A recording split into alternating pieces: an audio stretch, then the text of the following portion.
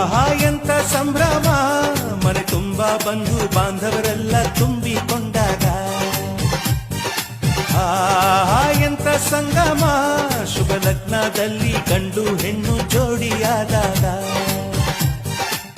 ಶಾಸ್ತ್ರೋಕ್ತ ಕಲ್ಯಾಣ ಏನ್ ಚಂದ ಕೇಳಣ್ಣ, ಭೂಮಿಗೆ ಸ್ವರ್ಗಾನ ತಂದಂತೆ ನೋಡಣ್ಣ. ಮನ ಬಂದ ಹಾಗೆ ಮಾಡಲು ಮದುವೆ ವ್ಯಾಪಾರ ಅಲ್ಲಣ್ಣ.